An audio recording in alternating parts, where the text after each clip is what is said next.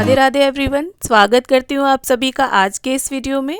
तो देखिए, करवा चौथ आने वाला है और आज की इस वीडियो में मैं आप सभी को करवा चौथ की बहुत ही सरल सी पूजा विधि दिखाने वाली हूँ। कार्तिक मास के कृष्ण पक्ष की चंद्रोदय व्यापिनी चतुर्थी को करवा चौथ या करक चतुर्थी का व्रत किया जाता है। सौभाग्यवती हिंदू महिलाओं के लिए यह व्रत बहुत विशेष होता है। पूरे साल वो इस व्रत का इंतजार करती हैं और पूरे दिन निर्जल और निराहार रहकर इस व्रत को किया जाता है। और शाम को करवा माता की पूजा के बाद और चंद्रदेव की पूजा के बाद इस व्रत का पारण किया जाता है। तो चलिए अब हम पूजा की विधि देख लेते हैं। सबसे पहले जगह को साफ सुथरा कर लें, एक स्वस्तिक बना लें हल्दी या आटे से और चौकी लगाकर लाल और पीला वस्त्र बिछा लें या सिर्फ लाल भी वस्त्र बिछा सकते हैं। और देखिए, हाथों में मेहंदी लगा लें और मेहंदी एक दिन पहले ही आप लगा लें। और खूब सारी चूड़ियाँ पहनकर 16 श्रृंगार करके इस पूजन को किया जाता है। और देखिए, इस प्रकार से करवा माता के कैलेंडर भी आते हैं मार्केट में और फोटो भी आती है। आपको जो भी मिले आप वो ले लें। और इस तरह से देखिए, थोड़े से गेहूं रखकर हम करवा माता को यहाँ पर विराजमान कर लेंगे। आप आसन देने के लिए गेहूं, चावल, बाजरा कुछ भी रख सकते हैं। इसके बाद अब हम अपना करवा तैयार करेंगे। यहाँ देखिए, मिट्टी का करवा लिया है मैंने और इस तरह से होल होता है करवे में। तो हमारे यहाँ मिट्टी का ही करवा लिया जाता है। आपके यहाँ अगर धातु का लिया जाता है करवा, आपके पास है धातु का, तो आप उसे भी प्रयोग कर सकते हैं। अब देखिए, बहुत से लोगों के यहाँ इस करवे में सीकें आती हैं करवा चौथ के समय पर, तो वो लगाई जाती हैं। और देखिए, मैं जल भरूंगी इस करवे में तो इस छेद से पानी ना निकले, इसके लिए मैं यहाँ पर रुई और एक सीख की सहायता से इस होल में उसको डाल दूंगी जिससे पानी लीक ना हो। और देखिए, इस करवे में अलग अलग राज्यों में अलग अलग प्रथा है। कहीं तो जल भरा जाता है, कहीं मेवे भरे जाते हैं, कहीं मिठाई, कहीं अनाज। तो जिस प्रकार से आपके यहाँ होता हो आप उस विधि से कर सकते हैं। और यहाँ पर देखिए, मैंने जल भर दिया है कंठ तक और ऊपर जो सराई आती है उससे इसको ढककर गेहूं का आसन देते हुए करवा माता के दाहिने हाथ के साइड में रख देंगे। और देखिए, अगर हम अकेले पूजा करते हैं तो हमें इस तरह से 2 बर्तन चाहिए होते हैं मिट्टी के। आप एक मिट्टी का, एक धातु का भी ले सकते हैं। उसमें से एक में तो जल भरा जाता है जिससे हम चंद्रमा को अर्घ देते हैं और दूसरे में मेवे या मिठाई या अनाज जो भी भरा जाता हो आपके यहाँ, आप वो भर लें। और ये जो दूसरा होता है ये गौरी माता के नाम का होता है। जब हम अकेले होते हैं तो करवे गौरी माता के साथ बदले जाते हैं। तो इस प्रकार से देखिए, अब हम इसे भी यहीं पर स्थापित कर लेंगे। और थोड़े से आपको गेहूं लेने हैं, आप थोड़े रख लें अभी इस समय। इसमें मिक्स करके फिर हमें दान करने होते हैं जितनी आपकी श्रद्धा हो।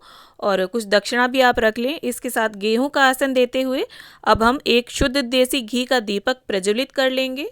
और देखिए, पुराने समय में तो करवा चौथ का जो चित्र है वो दीवार पर बनाया जाता था गेरू की मदद से या चावल के आटे में हल्दी मिलाकर इस चित्र को बनाया जाता था। इसके साथ ही देखिए, पानी का जो करवा है उस पर हम फल या मिठाई कुछ भी रख देंगे, खाली उसे नहीं छोड़ना है। और इसके साथ ही करवा चौथ की कहानी की किताब को भी हम यहीं चौकी पर रख लेंगे।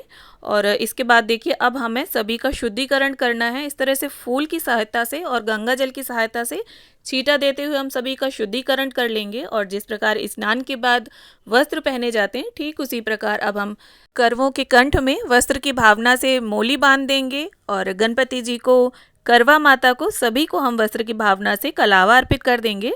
और देखिए, यहाँ पर गणपति जी की और गौरी माता की मैंने अलग से स्थापना नहीं की है, इसी चित्र में ही मैं पूजन उनका कर रही हूँ। अगर आपके चित्र में गणपति जी या गौरी माता नहीं बने हुए हैं तब आप अलग से भी उनकी स्थापना करके पूजन कर सकते हैं। और देखिए, वस्त्र अर्पित करने के बाद अब हम सभी को तिलक कर देंगे। गणपति जी को, पार्वती माता को, कार्तिकेय जी को, करवा माता को, सूर्यदेव को, चंद्रदेव को और फोटो में जितने भी देवी देवता विराजमान हैं सभी को हम तिलक कर देंगे।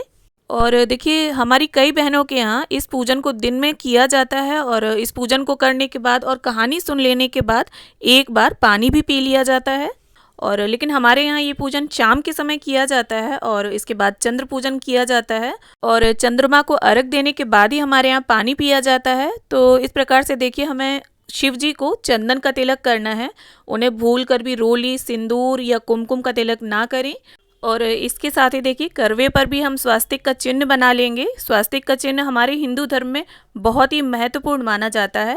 किसी भी पूजा पाठ में या किसी भी शुभ काम में स्वास्तिक का चिन्ह जरूर बनाया जाता है।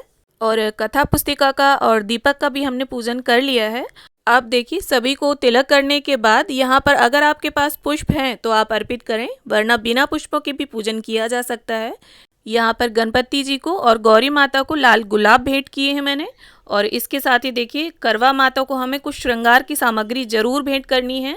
आप चाहे 5, 7, 9, 11 या 16 श्रृंगार की सामग्री भी भेंट कर सकते हैं। और इसके साथ ही देखिए करवा माता को अब हम चुन्नी अर्पित कर देंगे। इसके साथ ही भोग में आप फल, मिठाई, हलवा पूड़ी या जो भी पकवान आपने घर पे बनाए हैं उन्हें अर्पित करें। और साथ ही देखिए हमें करवा चौथ पर सासू माँ के लिए बायना ज़रूर निकालना चाहिए। इसमें आप साड़ी निकाल सकते हैं, श्रृंगार की सामग्री, या साथ में कुछ शगुन भी ज़रूर रखें। और जो भी आपने घर पर मीठा बनाया हो या जो भी थाली लगाई हो पकवान की, वो आप साथ में रखें। और इसके साथ ही देखिए एक लोटे में हमें 13 टिक्कियाँ सिंदूर या चंदन से रख लेनी हैं। और इसको रखने के बाद अब हम कथा सुनेंगे। तो कथा से पहले आप इस प्रकार एक जल का लोटा भरकर ज़रूर रख लें। आप चाहें तो इसमें सफ़ेद फूल डाल सकते हैं या सिक्का डाल सकते हैं चांदी का, कुछ भी डाल लें इन दोनों में से। और हाथ में इस तरह से थोड़े से गेहूं लेकर, अगर आप देवरानी जेठानी सभी ग्रुप में कहानी को सुन रहे हैं तब तो बहुत अच्छी बात है। और अगर अकेले हैं तो आप इस तरह से कथा पुस्तिका से पढ़ सकते हैं, या फिर मोबाइल पर भी आप करवा चौथ की कहानी सुन सकते हैं। और देखिए इस प्रकार से कथा संपन्न करने के बाद हाथ में जो हमने गेहूं लिए हैं उन्हें थोड़े से तो करवा माता के समक्ष छोड़ देंगे, थोड़े आप जल के लोटे में डाल लें। और अगर दिन में कहानी सुन रहे हैं तो सूर्य देवता को इससे अर्घ दे दें, और थोड़े जो होंगे उसे आप अपने पल्लू में बांध लें। और देखिए करवा चौथ के दिन हमें अपने चढ़ाई में जो सामान चढ़ा है वो सब पहनना चाहिए। नथ, बेंदी, साड़ी, उनमें से कोई भी आप पहन लें, या जो भी चुनरी आपको चढ़ाई गई हो वो तो आप ज़रूर ओढ़ कर ही पूजन करें।